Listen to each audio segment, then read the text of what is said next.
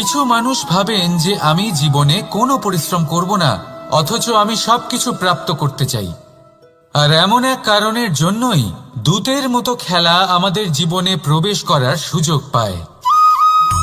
দূত, এই দূত আসলে কি?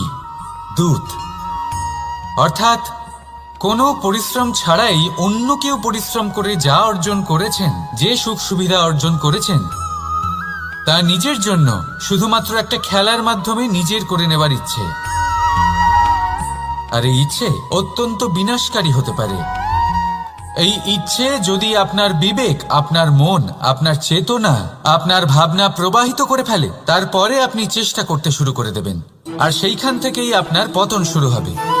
এই চেষ্টা করবেন যে অন্য কারোর জীবনের সমস্ত ধন, তার সমস্ত জীবন সম্পূর্ণভাবে নিজের করে নেওয়ার।